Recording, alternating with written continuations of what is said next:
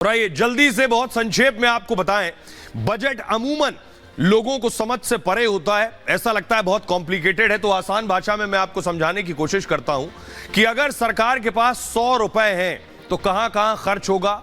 उस खर्च में सब्सिडी भी शामिल है कि आपको कुछ चीजों पर रियायत दी जाए, इसलिए सरकार सब्सिडी देती है। डिफेंस पर 8 रुपए, क्योंकि भारत की सुरक्षा एक बड़ी जिम्मेदारी है देश के लिए अपने पड़ोसी देशों से, इसलिए सुरक्षा पर खर्च होता है। पेंशन 4 रुपए, ये 100 रुपए के आंकड़े के हिसाब से मैं आपको बता रहा हूं, क्योंकि जो बजट है वो सरकार का की कमाई और खर्च से जुड़ा है। जैसे हर महीने आपके खर्च, कमाई और खर्च होता है, वही बजट है ये।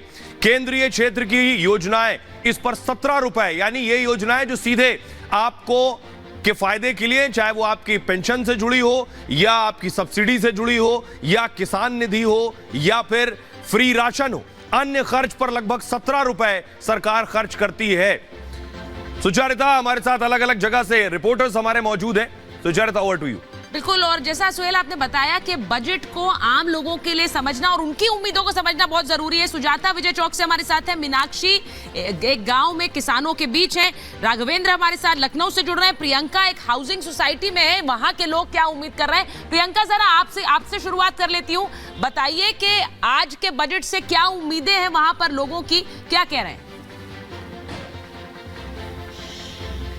जी बिल्कुल, देखिए यहाँ पर हम लोगों से बातचीत करेंगे, लेकिन उससे पहले एक बार अपने दर्शकों को बता दें, जैसा कि आप बार बार कह रहे हैं कि अंतरिम बजट है और ये बार बार इस बजट की तुलना 2019 वाले बजट से की जा रही है, जब पीयूष गोयल ने 5 लाख तक की जिनकी तनख्वाह थी उस पर टैक्स में रियायत दी थी, छूट दी थी, और साथ ही किसानों को भी एक बहुत प्रधानमंत्री किसान स्कीम के तहत 6,000 रुपए सालाना मिले थे। अभी उम्मीद की जा रही है क्या वो पैसा बढ़ेगा। इसके अलावा इस बार जो है मुख्य तौर पर ज्ञान जो है, जिसमें गरीब आ गए, युवा आ गए, अन्नदाता और नारी शक्ति, इसको ध्यान दिया जाएगा। लेकिन यहाँ पर लोग क्या सोच रहे हैं, घरों में किस तरह की चर्चा हो रही है, जानना समझना भी बेहद जरूरी है। आपका नाम क्या है? नरेश भाटिया मेरा नाम है। इस बार बजट से क्या उम्मीद आप कर रहे हैं? हालांकि अंतरिम बजट है, चुनाव के बाद, सरकार बनने के बाद पूर्ण बजट आएगा सामने। मैडम, अभी जो छोटा बजट आ रहा है, ये ज्ञान आपने सरकार ने जो ज्ञान रखा है, इसमें एस जरूर जोड़ना चाहिए था। एस जो है सीनियर सिटीजन है, सबके लिए कुछ ना कुछ हो रहा है। एक सीनियर सिटीजन ही बेचारा ऐसा है जिसकी ना तो पेंशन बढ़ रही है, वहीं का वहीं बैठा है, और उसकी घर में भी पोजीशन क्या है ये सरकार को मालूम है। तो आपकी उम्मीदें क्या है इस बार की, क्या होना चाहिए? देखिए अभी तो हम लोग सिर्फ कयास लगा रहे हैं। हमारी उम्मीदें मैडम ये है कि अभी तक 5 ट्रिलियन जो हमारी जो अर्थव्यवस्था होनी है, वो अब तक कभी की होगी होती अगर ये इतने स्कैम नहीं होते। चलिए, तो यहाँ पे हम सबसे एक एक करके बात करते हैं। सर, आपका नाम क्या है? राजू कपूर। मैं चाहता हूँ कि ये जो बजट आ रहा है, अंतरिम बजट आ रहा है, इसमें मैं अपने सीनियर सिटीजन भाइयों की तरफ से ये चाहता हूँ कि जो बजट आए वो हम लोग को पहले भी एक दफे रेलवे में दिया गया था, फिर उसको विड्रॉ कर लिया गया था, और हम लोग को सीनियर सिटीजन के लिए पेंशन अपडेशन का भी अब मुद्दा चल रहा है, वो अभी तक अपडेट नहीं हुआ है। इस बार खास तौर पे ये कहा जा रहा है कि महिलाओं को सशक्त करने पर ज्यादा ध्यान दिया जाएगा, महिलाओं को खास तौर पर ध्यान रखा जाएगा, चाहे वो ग्रामीण क्षेत्रों की महिलाएं हो या शहरी महिलाएं हो। देखिए, इस साल मेरा नाम तारक प्रभाकर है। इस साल चुनाव का साल है, तो इस साल 3 चीजों पे डेफिनेटली जोर होगा। एक युवाओं पे, एक महिलाओं पे, प्रियंका, और एक किसान पे। सीनियर सिटीजन अपनी बात तो रख रहे हैं। हमारी तो उम्मीदें यही है कि कम से कम उम्मीदों की एक पोटली हर तरफ है। हम एक बार सीधे मीनाक्षी के पास जाते हैं, जो कि एक गांव में मौजूद हैं, और वहां पर क्या उम्मीद कर रहे हैं इस इंटरिम बजट से, जरा बताइए मीनाक्षी। बिल्कुल, क्योंकि जब किसान की बात होती है तो एक पूरे कुनबे की बात होती है, उसके पीछे खड़े हुए लोगों की बात होती है। ये खेत और खलिहान उनके आय का साधन है, लेकिन क्या किसानों की आय बढ़ी है? अगर हम पिछले की दौर की बात करते हैं, इन 10 सालों की बात करते हैं, और इसी के साथ अब जब अंतरिम बजट पेश होने वाला है, तो आपको कोई उम्मीद है इस वाले बजट से? क्योंकि बहुत ज्यादा बड़ी घोषणाएं तो हो नहीं पाएंगी। कुछ भी उम्मीद ना है जी, हमें तो अभी तक कुछ ना होता, आगे क्या उम्मीद है, क्या उम्मीद करेंगे आगे? अभी तक कुछ ना हो, सब पब्लिक परेशान है, ना कोई रोजगार पे ध्यान है, ना कोई किसी तनख्वाह पे ध्यान है। 6-6, 10-10 हजार रुपए में 12-12 घंटे ड्यूटी करते हैं लोग, क्या करें? नहीं, किसानों को जो किसान सम्मान निधि मिलती है वो क्या बढ़े? खाद और बीज पर जो सब्सिडी मिलती है वो उससे और बढ़ाया जाए, इस तरीके की कोई उम्मीद है किसान की? ना अभी तो कोई उम्मीद ना है जी, क्या उम्मीद करें? मीनाक्षी, हमें तो कोई उम्मीद नहीं है इस सरकार से। क्या मीनाक्षी, हमारे पास बहुत से हमारे सहयोगी, हम चाहेंगे बहुत संक्षेप में आपके पास जितने लोग मौजूद हैं उनसे सिर्फ इतना पूछें कि सरकार आपको सुन रही है, बजट से क्या उम्मीद कर रहे हैं, सिर्फ इतना पूछें। जी जी बिल्कुल जी, क्या उम्मीदें हैं आपकी? हमारी कोई उम्मीद ना है जी, क्या उम्मीद करेंगे हम इस सरकार से? क्या चाहते हैं किसानों को सरकार से? मिलेगा इस बजट में या नहीं मिलेगा? कोई उम्मीद लगा करके नहीं बैठे हैं, कोई बात अपनी सरकार के सामने नहीं रखना चाहते? कैसी उम्मीद ना है या सरकार से ना काई थे भी।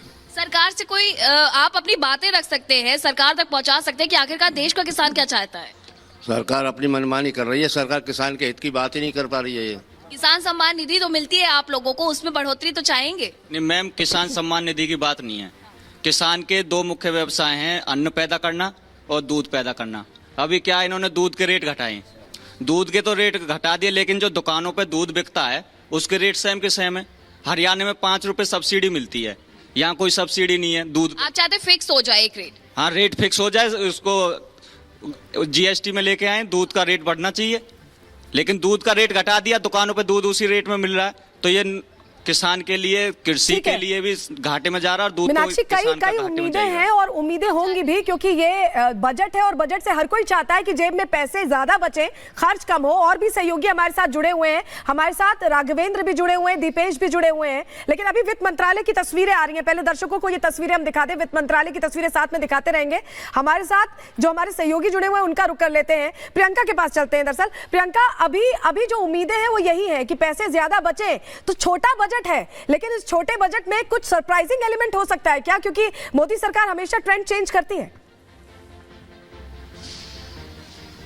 बिल्कुल 100%। देखिए और ये तस्वीरें इस वक्त हम आपको दिखा रहे हैं, वित्त मंत्रालय की तस्वीर आप देख रहे हैं। वित्त मंत्री निर्मला सीतारमण वित्त मंत्रालय से बाहर निकल रही हैं और देख रहे हैं बड़ा दिन है फाइनेंस मिनिस्ट्री के लिए, वित्त मंत्रालय के लिए। निर्मला सीतारमण जो अपना छठा बजट पेश करने जा रही हैं, छठा बजट, लगातार 5 पूर्ण बजट और एक अंतरिम बजट निर्मला सीतारमण पेश करने जा रही हैं। उनके हाथ में जो आप पोटली देख रहे हैं उस पर सबकी नजर होती है। लाल रंग का ये जो बैग आपको नजर आ रहा है, पहले ब्रीफकेस था जो अब इस बैग में बदल गया है। और पूरी उनकी टीम आप देख रहे हैं वित्त मंत्रालय की। और इस फोटो ऑप के बाद यहां से वित्त मंत्री सीधे राष्ट्रपति भवन जाएंगी राष्ट्रपति की मंजूरी के लिए, और उसके बाद पार्लियामेंट जाएंगी। और ये एक परंपरा का हिस्सा है कि वित्त मंत्री वित्त मंत्रालय आती हैं और उसके बाद ये फोटो ऑप होता है। और ये जो आप उनके हाथ में देख रहे हैं, ये भारत की सांस्कृतिक विरासत का भी हिस्सा है। ये ब्रीफकेस से इस बैग में तब्दील हुआ है। हमारे साथ हमारे सहयोगी दीपेश भी मौजूद हैं और विजय चौक से हमारी सहयोगी मौजूद है, उनके पास भी चलेंगे सुजाता, क्योंकि संसद भवन जाएंगी, उसके बाद वित्त मंत्री कैबिनेट की मंजूरी लेंगे। सुजाता, तो ये तस्वीर जो देख रहे हैं निर्मला सीतारमण, उनके ऊपर एक बहुत बड़ी जिम्मेदारी है, क्योंकि मोदी सरकार के दूसरे कार्यकाल का ये आखिरी बजट है, ये इंटरिम बजट है। तो उन्हें ये भी ध्यान रखना है कि बहुत ज्यादा खर्चे इस इंटरिम बजट में, बहुत ज्यादा घोषणाएं नहीं की जा सकती, लेकिन इसी के साथ साथ उन्हें इसे एक पॉपुलर बजट भी बनाना है। निर्मला सीतारमण पर $5 ट्रिलियन इकोनॉमी के जो उद्देश्य है, जो लक्ष्य है प्रधानमंत्री नरेंद्र मोदी का, उसे भी ध्यान में रखकर घोषणाएं करनी है। निर्मला सीतारमण अब यहां से निकलते हुए, और जैसा कि एक प्रोटोकॉल है, राष्ट्रपति से मंजूरी लेंगी इस बजट को पेश करने के लिए, उसके बाद वो जाएंगी वापस संसद भवन, जहां कैबिनेट की बैठक होगी, उसमें मंजूरी मिलेगी इस बजट को, और फिर ठीक 11 बजे इस बजट को पेश करेंगी देश की वित्त मंत्री निर्मला सीतारमण। तो ये तस्वीरें आप देख रहे हैं वित्त मंत्रालय से निकलते हुए निर्मला सीतारमण को, और उनका ये छठा बजट है। तो अब तक वो एक मंझी हुई वित्त मंत्री हैं, इस बात को समझिए। उन्हें पता है कि देश की उम्मीदें क्या है, और उन्हें पता है कि सरकार को खर्चे कैसे करने हैं, किस जगह पैसा लगाना है और कहां से पैसा निकालना है। तो ये निर्मला सीतारमण की तस्वीरें आप देख रहे हैं। और आज 11 बजे देश में अगले चुनाव से पहले, 2024 के चुनाव से पहले का अंतरिम बजट पेश होने वाला है। सलोनी।